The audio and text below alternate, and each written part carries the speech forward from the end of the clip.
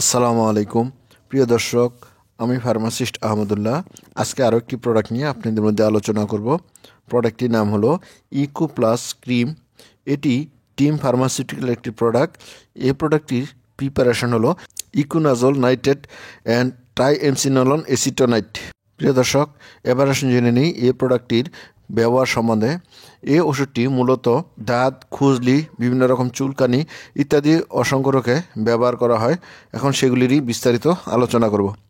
এক্সিমাটাস mycosis, এটি হলো যখন ছত্রাক আপনার নখ ও চোখের কেরাটিনকে আক্রমণ করে তখন তাকে এক্সিমাটাস মাইকোসিস বলে।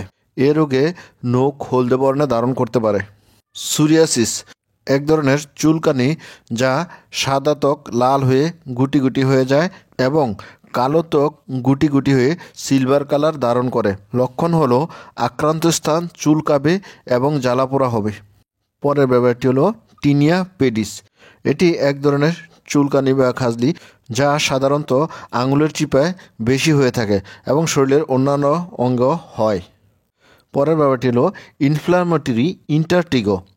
রানের চিপা, বাহুর নিচে, হাঁটুর নিচে, স্তনের নিচে এক ধরনের লাল বর্ণের ফুসকুড়ি। টিনিয়া কোরিস, এটি হলো পা, উরু, ভিতরের ত্বক এবং লজ্জাস্থানের এক ধরনের দাঁত। টিনিয়া কর্পোরিস, এটিও এক ধরনের দাঁত যা পা ও বাহুতে বেশি হয়ে থাকে। পরের ব্যাপারটি হলো ডায়াপার ডার্মাটাইটিস। এটি হলো যন্ত্রণাদায়ক লাল বর্ণের চুলকানি।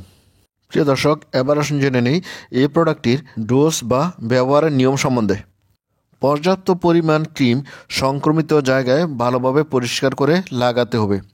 টিনিয়া পেডিস, টিনিয়া কর্পোরিস এবং টিনিয়া কুরিস এর ক্ষেত্রে দিনে 2 বার, সর্বোচ্চ 3 বার ব্যবহার করা যাবে এবং ক্যান্ডিডিয়াসিস এবং ভার্সিকালার অর্থাৎ সুলিতে দিনে সর্বোচ্চ 1 বার ব্যবহার করতে হবে। প্রিয় দর্শক, এবার আসুন জেনে নিই এই প্রোডাক্টটির পার্শ্ব প্রতিক্রিয়া সম্বন্ধে।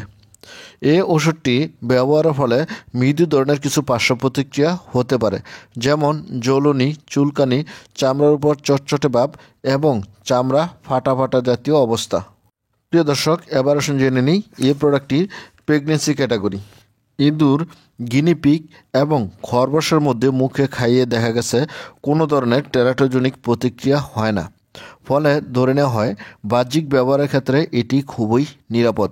তবুও গর্ভাবস্থায় যদি এটি ব্যবহার জরুরি মনে হয় তবেই কেবল ব্যবহার করা উচিত। বিশেষ সতর্কতা, এই ক্রিমটি শিশুদের জন্য ব্যবহার সেফ না। আলো থেকে দূরে এবং ঠান্ডা স্থানে এই ওষুধটি রাখবেন।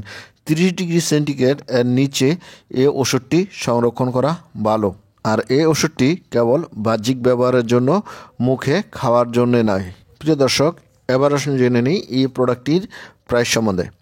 এই ওষুধটি প্রতিটা 10 গ্রাম টিউবের দাম 50 টাকা।